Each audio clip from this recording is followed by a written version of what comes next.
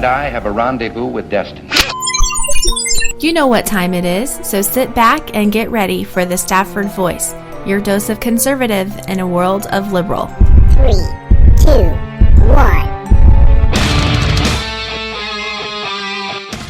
Hey, how are you? That's right, this is the Stafford Voice.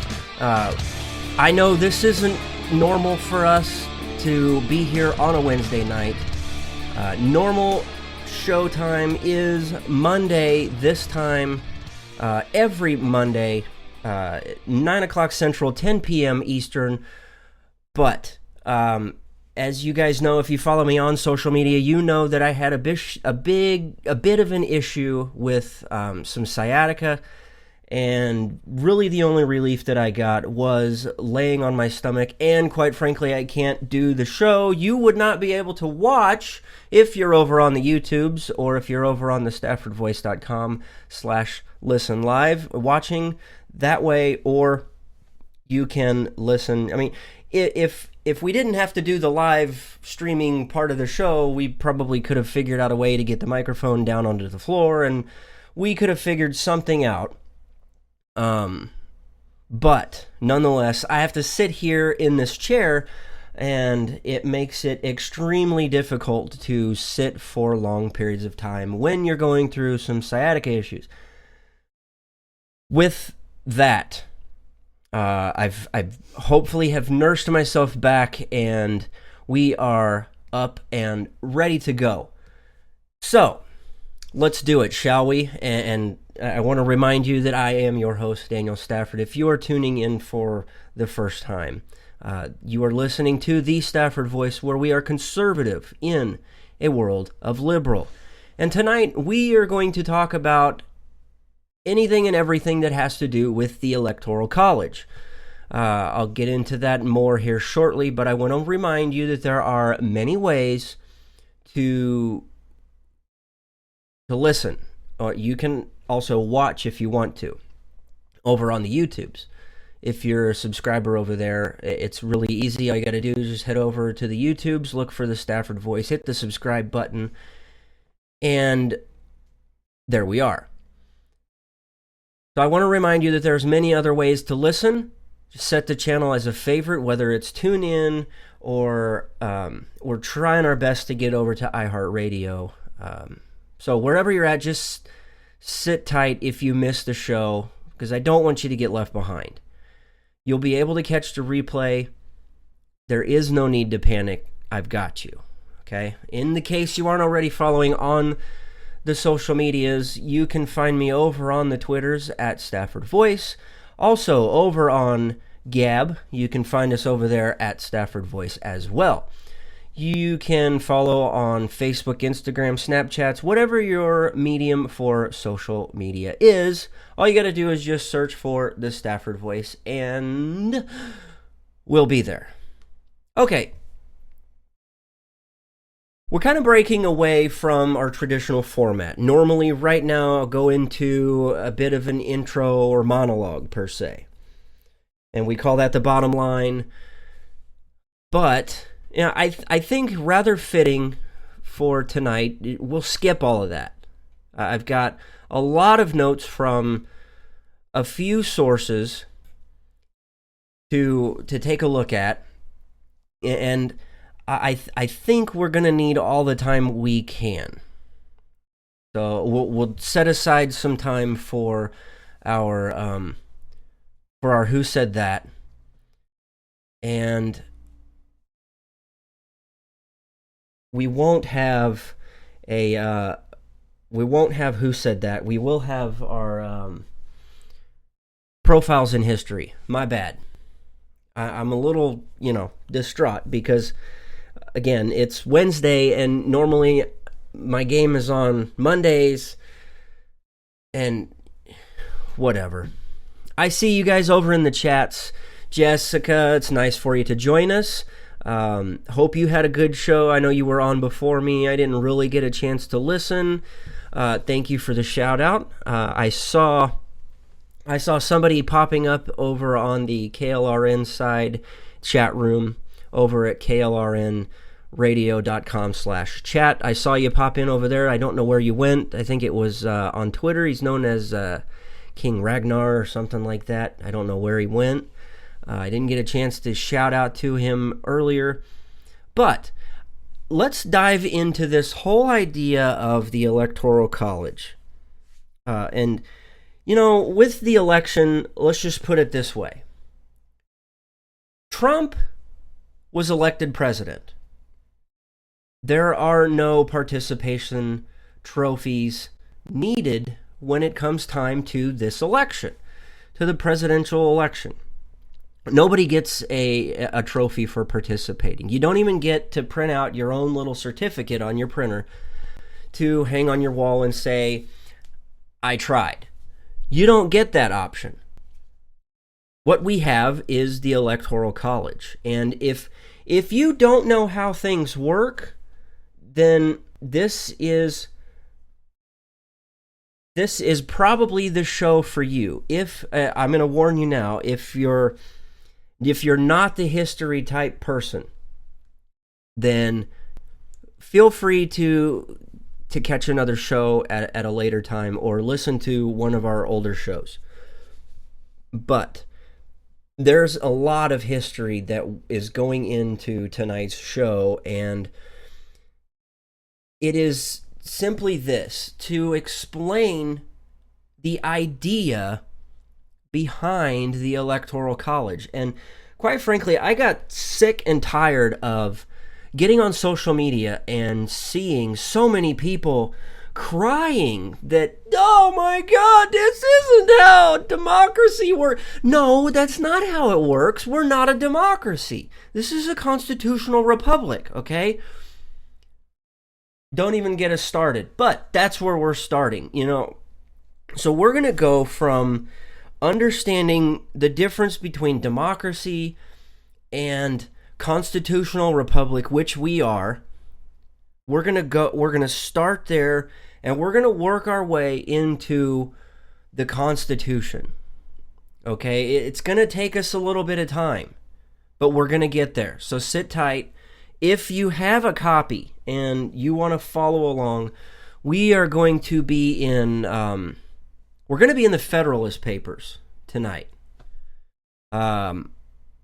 Because this is really the foundation of things to come. And as they were putting their thoughts on paper and later putting them together, what we know as the Federalist Papers and the Anti-Federalist Papers, which we won't dive into tonight. As they were chronicling these things, we get an incredible sense of where they were in planning and preparing for our day. So let's dive into probably one of the most popular of the Federalist Papers, and that's number 10. So jump into Federalist number 10, and I'm going to quote large sections of the Federalist Papers. And as we go, we'll try and break it down the best we can. Okay? So, in Federalist number 10, it says, "From this view of the subject, it may be concluded that a pure democracy, which by I mean a society consisting of a small number of citizens who assemble and administer the government in person, can admit of no cure for the mischiefs of faction. A common passion or interest will, in almost every case, be felt by a majority of the whole. A communication and concert result from the form of government itself, and there is nothing to check the inducements to sacrifice the weaker party or an obnoxious individual.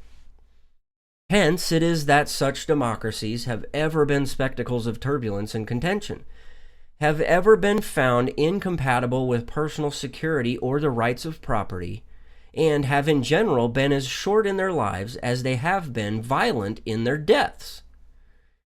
Theoretic politicians who have patronized this species of government have erroneously suppose that by reducing mankind to a perfect quality in their political rights, they would, at the same time, be perfectly equalized. Okay, now get this, pay attention. Be perfectly equalized and assimilated in their possessions, their opinions, and their passions. So, again, we're laying the groundwork for the idea that we come to know as we are all created equal, but our outcomes are not created equal. And that's what happens when you really, really get to the bottom line of democracy, where, again, they're saying right here, be perfectly equalized and assimilated in their possessions, their opinions, and their passions. Again, you look at these, as some people call them, social justice warriors. You can call them crybabies or whatever you want, but on social media, you see these people crying about how, oh, this isn't how democracy is supposed to work. In a sense, you're right, but if we were a democracy, then we would have been wronged. But we're not a democracy. We're a constitutional republic. What is a republic? Well, again, let's dive back into the Federalist Papers, and we're going to skip ahead to Federalist number 39 here in special snowflakes. Thank you, Jessica. That's the term I was looking for, snowflakes. So in Federalist 10, they continued on by saying, a republic, by which I mean a government in which the scheme of representation takes place. Immediately right there is a huge separation. The difference between democracy, where they take their ideas, their opinions, and their possessions, and they force you to accept it. That their ideas are far better than yours. In contrast, when you look at what a republic is, where they're saying a scheme of representation taking place. Well, again, we've got to jump ahead to Federalist number 39 for just a second, where they went on by further defining this, and saying, we may define a republic to be, or at least may bestow that name on, a government which derives all its powers directly or indirectly from the great body of the people, and is administered by persons holding their offices during pleasure for a limited period or during good behavior. It is essential to such a government that it be derived from the great body of the society, not from an inconsiderable proportion or a favored class of it.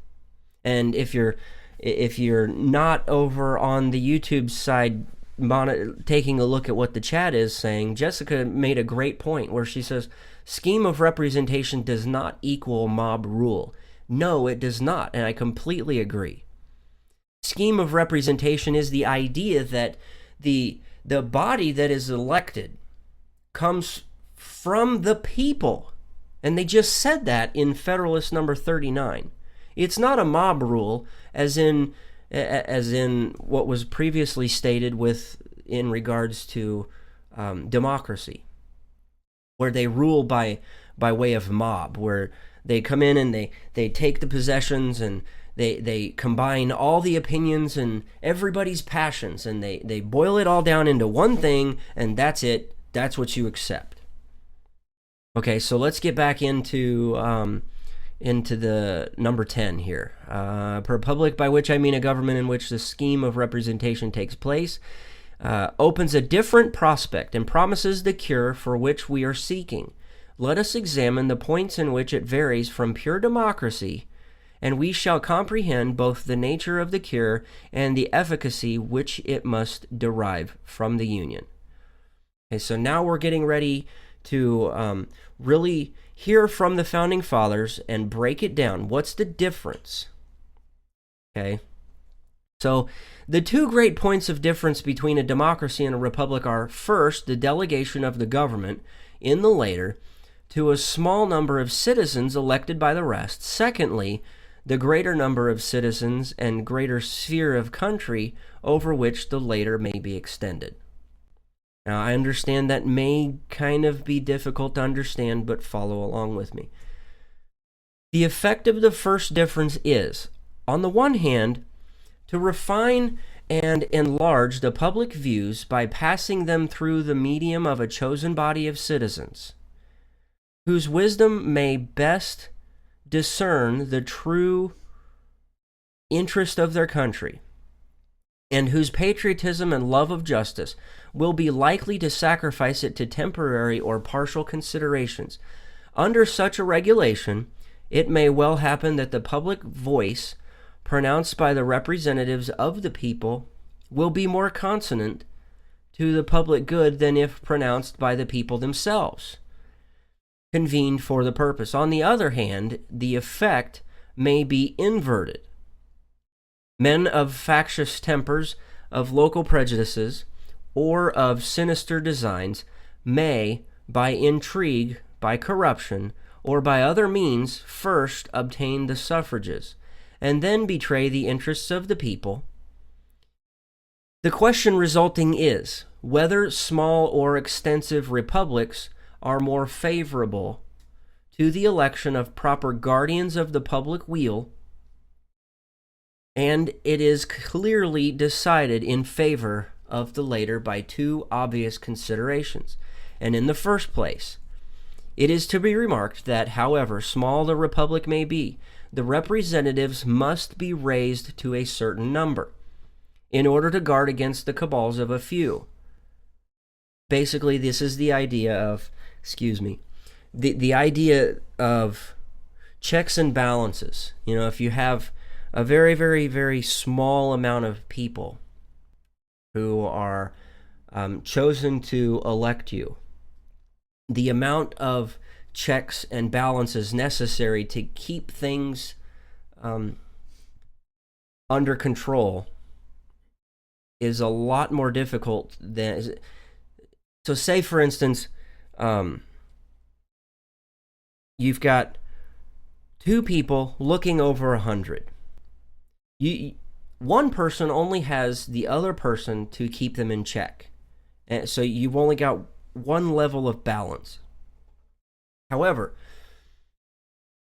when you increase that number, so say 5 people over 100, you've got more than one view keeping you in check and balancing out your power. Okay? So where did we leave off? In order to guard against they must be limited to a certain number in order to guard against the confusion of a multitude. So again, they're laying the groundwork saying we need a specific number,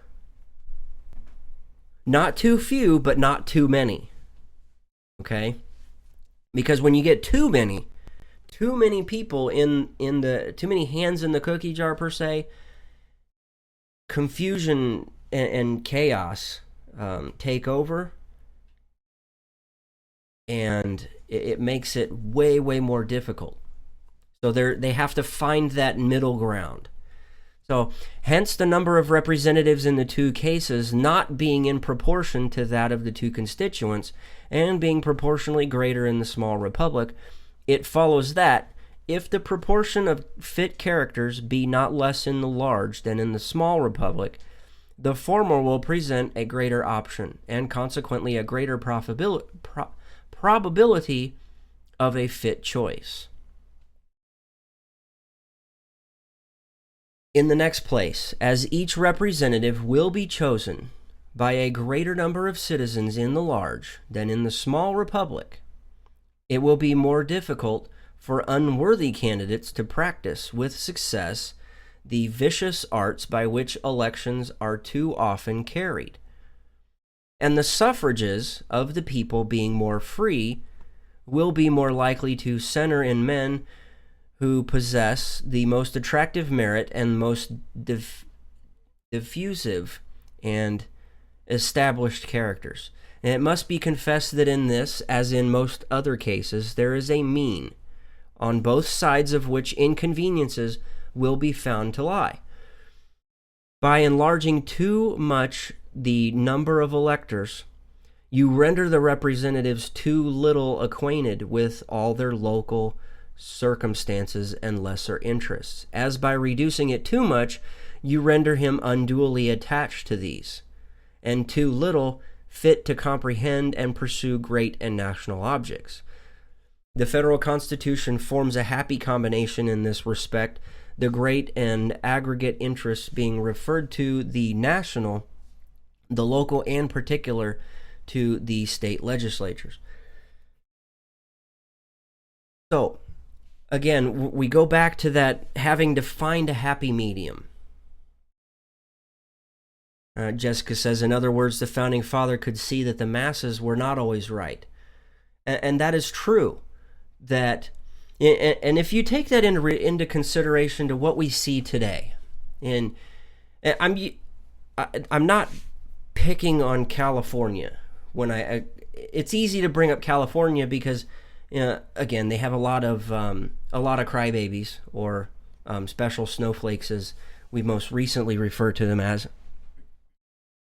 We've got a lot of snowflakes over there who are crying, saying Hillary should have won because she got more votes than Donald Trump.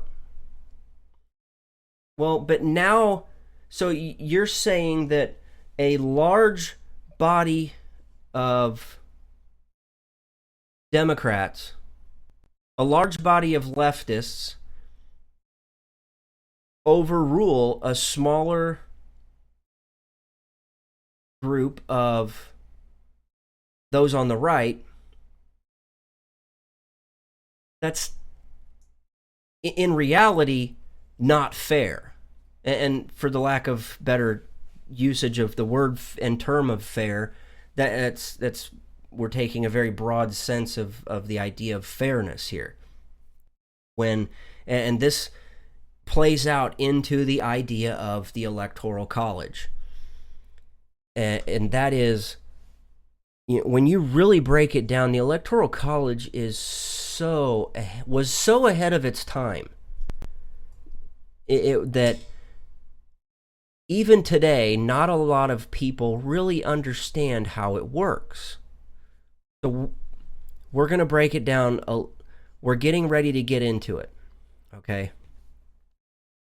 I am aware of that there were some walkouts in high schools, which I find absolutely ridiculous.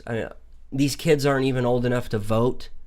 I mean, it's okay, you can voice your opinion, but walking out of school does nothing but show how ignorant the leadership is in the school. So let's continue. The other point of difference is the greater number of citizens and extent of territory which may be brought within the compass of Republican than of Democratic government, and it is this circumstance principally which renders factious combinations less to be dreaded in the former than in the later. The smaller the society, the fewer probability will be the distinct parties and interests composing it. The fewer the distinct parties and interests, the more frequently a majority will be found on the same party, and the smaller the number of individuals composing a majority, and the smaller the compass within which they are placed, the more easily will they concert and execute their plans of oppression. So again, we've got a large group of people. We're just using California as a reference. California has a large population. So how do you take a large population, say California, and give them equal say and equal weight behind an election? Well, let's get into it. Jump ahead to Federalist number 39. Again, we're staying in the Federalist Papers tonight. We're diving super deep into the idea of what this Electoral College is, and I hope by the end of tonight you'll have a better grasp of what this Electoral College really is. It's absolutely fascinating, and when you try and start breaking it down from the very start, it is a little complicated, but the farther you get through trying to figure it out, the easier it is. It's the simplicity in the complex, I guess you could say. So, Federalist number 39. I'm checking the chats, and Jessica over on the YouTube side says if the masses ruled, then the smaller voices would be squashed. Absolutely spot on. So that's really what the Electoral College does, is it gives weight and merit to the smaller voices and equalizes them, per se, against larger voice. Federalist number 39 talks about how we start getting into who has the powers and where those powers come from. And then here shortly, when we get into Federalist number 68, that's the one that really jumps into the breakdown of the Electoral College. But it's important to understand the things that led up to the presentation of the Electoral College, because all of this really plays into how it's broke down and where power is given versus where it's not placed.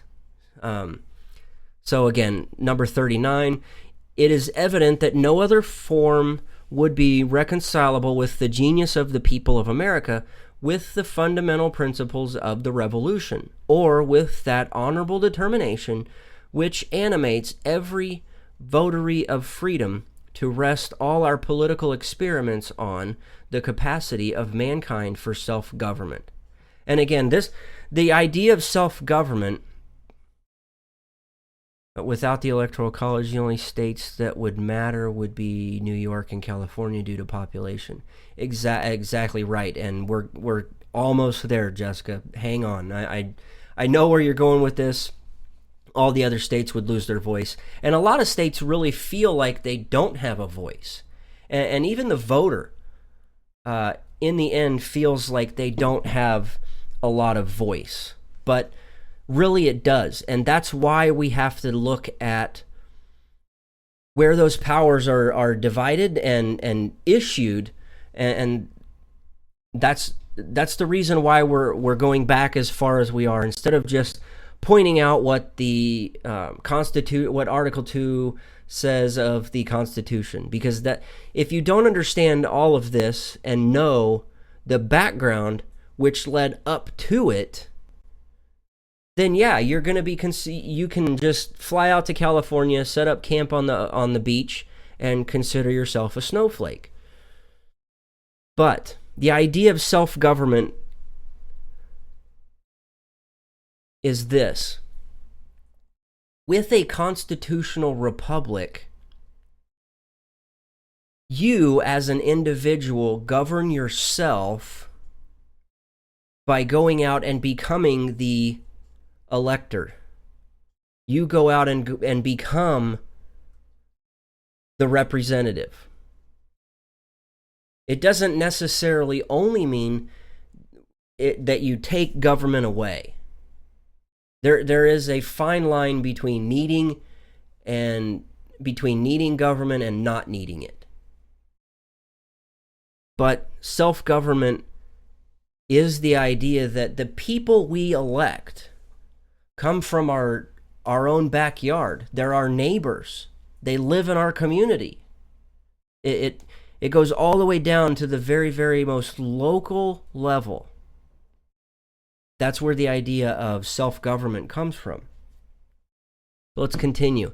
It's sufficient for such a government that the persons administering it be appointed, either directly or indirectly, by the people, and that they hold their appointments by either of the tenures just specified. So they had already, leading up to this, they had already talked about the length of time of service that they would render service to their country as an elected or appointed person. Otherwise, every government in the United States, as well as every other popular government that has been or can be well organized or well executed, would be degraded from the Republican character. But let's break this down. The House of Representatives, like that of one branch, at least of all the state legislatures, is elected immediately by the great body of the people. The Senate, like the present Congress and the Senate of Maryland, now again, this is when we had the original 13 colonies. Okay, so they did that's why they kind of single out some of these states and bodies of legislature.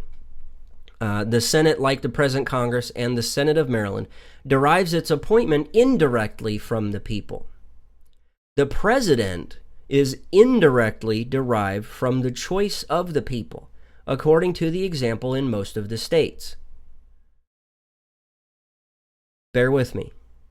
The sources from which the ordinary powers of government are to be derived. The House of Representatives will derive its powers from the people of America, and the people will be represented in the same proportion and on the same principle as they are in the legislature of a particular state. So far, the government is national, not federal. The Senate, on the other hand, will derive its powers from the states as political and co-equal societies, and these will be represented on the principle of equality in the Senate. Okay, so each state is represented equally in the Senate. But the House of Representatives is proportional to the population of that particular state. It's important to know because as when you break down and get an idea of how the Electoral College works, you have to understand all of this. So, the executive power will be derived from a very compound source. The immediate election of the president is to be made by the states in their political characters. The votes allotted to them are in a compound ratio, which considers them partly as distinct and co-equal societies, partly as unequal members of the same society. The eventual election, again, is to be made by that branch of the legislature which consists of the national representatives. But in this particular act, they are to be thrown into the form of individual delegations from so many distinct and co-equal bodies politic.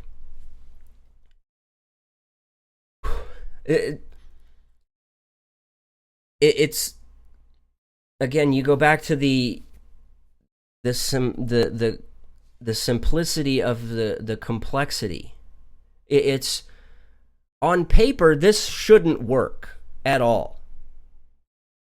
And if I remember correct, there are even times in other various writings where the Founding Fathers basically admitted, look, this isn't supposed to work. But it does. It's almost like the beautiful disaster. Okay, you can find beauty in everything, but if you really want to understand the disaster, you have to look for the beauty. Okay, now that we understand all of that, now let's apply it to the Electoral College. And what's fascinating is that all of this thought and foresight was laid out hundreds of years ago. Absolutely fascinating that when you really put this on paper, it's not supposed to work. But it's been proven time and time again, it does. Federalist number 68, Federalist Papers number 68 says, it unites in an... Oh, well, thank you, the beautiful disaster. That's kind of this show. It's a beautiful disaster, if you ask me. Okay, Federalist number 68, it unites in an eminent degree all the advantages, the union of which was to be wished for. It was desirable that the sense of the people should operate in the choice of the person to whom so important a trust was to be confided. This end will be answered by committing the right of making it, not to any pre-established body, but to men chosen by the people for the special purpose and at the particular conjuncture. They've not made the appointment of the president to depend on any pre-existing bodies of men who might be tampered with beforehand to prostitute their votes, but they have referred it in the first instance to an immediate act of the people of America, to be exerted in the choice of persons for the temporary and sole purpose of making the appointment, and they have excluded from eligibility to this trust all those who from situation might be suspected of too great devotion to the president in office. No senator, representative, or other person holding a place of trust or profit under the United States can be of the numbers of the electors. Okay, so when they talk about electors, what they're referring to is the Electoral College. So they're saying right here, and they all agree that there not a single elected representative, elected person, or appointed person, or even someone who has the opportunity to, excuse me, to profit from being an elector, part of the Electoral College, none of those people even qualify. So don't even apply. All these advantages will happily combine in the plan devised by the convention.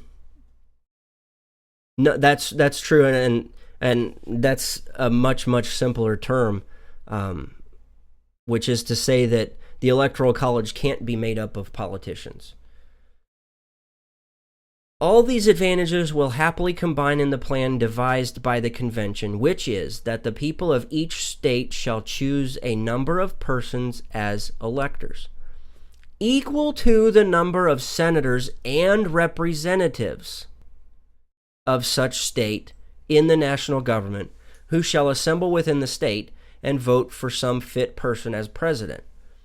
Okay, so you've got, 400 and some people that sit in the House of Representatives, plus 435 people elected to the House of Representatives, 100 senators, that's 535, plus 3 seats that go to Washington, D.C. So that's 538, and if my math is correct, that is the number of votes out for the Electoral College. Okay. Sorry, and I realize that some of this may be mind-numbing to you, but again, it's important to know all of this. Where did we leave off? All these advantages will happily combine in the plan devised by the convention. No, we've already covered that. Okay, here we go. The process of election affords a moral certainty that the office of president will never fall to the lot of any man who is not in an eminent degree endowed by the requisite qualifications. Talents for low intrigue and the little arts of popularity may alone suffice to elevate a man to the first honors in a single state. Okay, let me back that up, because that That goes along with what Jessica just said on the YouTube side of things, where she said, I'm not sure that Trump is fit, but at least the Clinton machine has been disrupted. You put that into context with California, okay?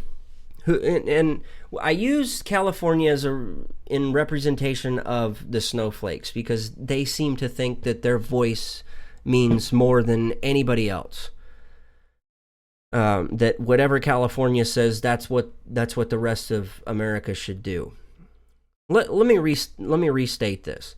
Talents for low intrigue and the little arts of popularity may alone suffice to elevate a man to the first honors in a single state, but it will require other talents and a different kind of merit to establish him in the esteem and confidence of the whole Union. The entirety, not just one single state, but an entirety, or of so considerable a portion of it as would be necessary to make him a successful candidate for the distinguished office of President of the United States. Okay. How do we sum all of that up? Constitution, Article 2, Section 1, which later was amended by the 12th Amendment. And we'll cover both of them here real shortly, real quick, because I want to be able to cover our profiles in history. Lots of history tonight. We're just going to pour it on. Okay, Article 2, Section 1 of the Constitution says, each state shall appoint in such manner as the legislature thereof may direct a number of electors equal to the whole number of senators and representatives to which the state may be entitled in the Congress, but no senator or representative or person holding an office of trust or profit under the United States shall be appointed an elector. Okay, so the 12th Amendment went on to say, the electors shall meet in their respective states and vote by ballot for president and vice president, and then it goes on into some of the technicalities of reading the votes and how they're going to be read and what happens in case of ties. In other words, let's really dumb it down so some of these special snowflakes can fully understand this. The Electoral College completely removes the idea that this is a popularity contest. If it was a popularity contest, go back a couple of years and look at American Idol, and the guy that got up there and sang, she bang, would have been the winner. The absolute winner, hands down, because everybody loved that guy. Was he fit to be the winner? No. Again, he was a beautiful disaster, okay? But that's not how this works. You've just given each state equal merit for their vote. So here in the state of Kansas, even though we only have 6 Electoral College votes, it has just as much merit as California's, 70-some votes? Or however many they have? Or however many New York has? It's not a popularity contest. If it was, Hillary Clinton would have been elected. But that's not how the game works. That's not how they intended it to work. Because birds of a feather flock together, right? Look at California. An overly liberal state who, no matter what, is going to vote blue. They're going to go Democrat. They're all birds of the same feather. They want to be together. You look at flyover country, Kansas, Nebraska, Iowa, Missouri, Texas, Oklahoma. All of these states tend to go red and vote Republican. Thank you, Jessica, having 55 electoral votes. I couldn't remember. But overwhelmingly, Kansas said collectively, as a state, we choose Donald Trump. Collectively, as a state, California chose Hillary Clinton. You're giving equal merit, not the same number of votes, but equal merit to each state. So how does that... What do you say when somebody says, well, my vote doesn't count? Yes, it does. Everything starts at the local level. It starts at the bottom and works its way to the top. How so? I could be an elector. You could be an elector. I could also become a senator. I could also become elected to the House of Representatives. It is a government of the people, selected by the people. So the way this all works, I go in, I vote. At the end of the day, the votes are tallied. We send a clear signal to those who we've already picked. We, the voters, you and I, the voter, the individual, has already selected and agreed upon who we are going to pick as an elector to represent us in the Electoral College. We pick that person and we say, look, we trust you to look at all of the votes and say, collectively, we say this. Then you take that and say, Kansas goes this way, Texas goes that way, New York, California, Colorado. And you add them up. And at the end of the day, the Electoral College says what it is going to be. So again, you start at the very bottom. It doesn't mean, look, you guys know as well as I am, as well as I have laid out enough my gripes of Donald Trump. But, and I've done equally the same thing versus Hillary Clinton. I will continue. I'm going to give Donald Trump a chance. He won, hands down. But not only am I going to hold his feet to the fire and hope that he does some of the things he said he was going to do in order to get elected, that responsibility now falls on me as a voter to say, hey, Mr. Local Guy,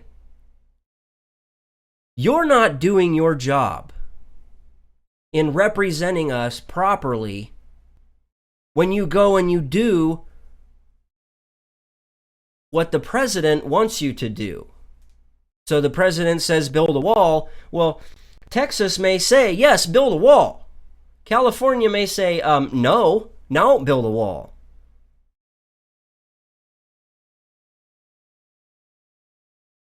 You have to hold them. You have to start at your local level, at the very, very bottom, in order to put the pressure on the top. And I wish I had the quote here necessary, but you have to put so much pressure on the machine that the machine now goes in the direction you need it to go, or you want it to go, or expect it to be. The Electoral College, as complex as it is to try and explain, is extremely simple. And that is, your vote means something. Your vote has more weight at the bottom rung than it does at the top. You're the one that picked the representatives to be the elector. You're the one that said, put my vote in as this. If you don't like it, then get out there and do something about it. Go be that person at the local level. If that's your calling, then that's your calling.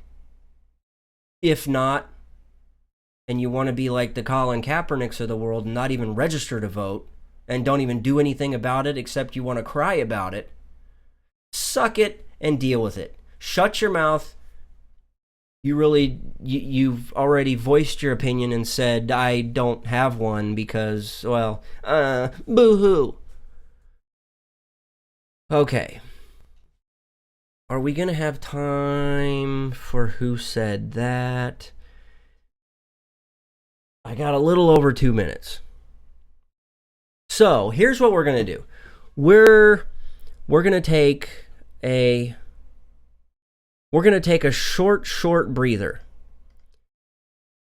And as we do, I want to play for you what you didn't get to hear last week. If you missed it during the after the show, we're going to play it for you now.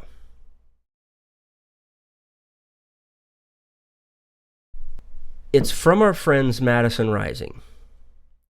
Many of you know that they have a new singer. His name is Rio. And we want to play for you this because it's rather fitting. As much history as we talk about here on the show, and we have special permission from Madison Rising to be able to play this. They've promised us that we're not going to get dinged for it. They don't care. They want us to play it. So part of our break, during our break, we're going to play it for you, and then we will we'll wrap up the normal portion of the show, and then for our after the show, we'll do our profiles in history.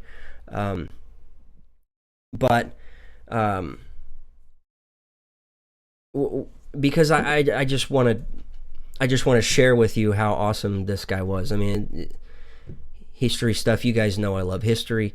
But without further ado, let's hear Madison Rising's new acoustic version of the Star Spangled Banner. And when we come back, we'll talk about our profiles in history. We'll be right back.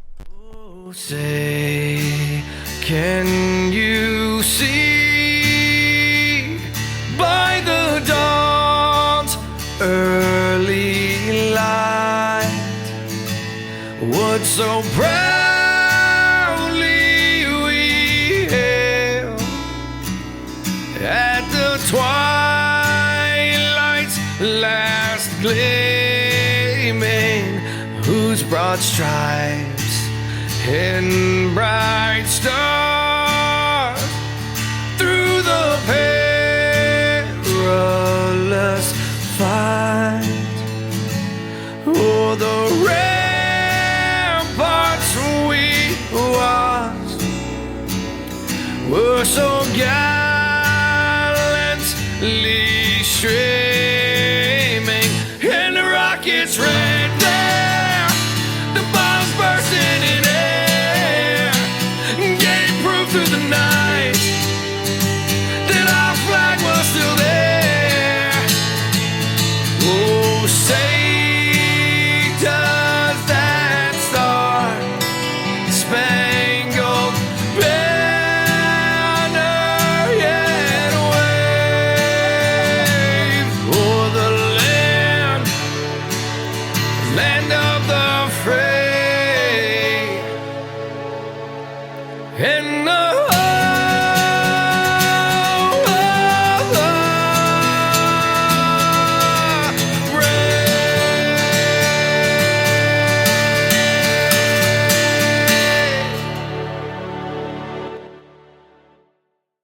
All right, we are back, and unfortunately, for the normal portion of our show, that is all the time we have for this week. And God willing, The Stafford Voice. I, your host, Daniel Stafford, will be back next week on our normal scheduled time, Monday, 9 o'clock Central, 10 p.m. Eastern. Follow me on Twitters or Gab at Stafford Voice, or look me up on Facebook, Instagram, Snapchat, whatever your social media choice is. All you got to do is just search for The Stafford Voice. Email any of your questions, comments, or concerns to thestaffordvoice@gmail.com. Thank you so much for your time, and until next week, thanks, and God bless.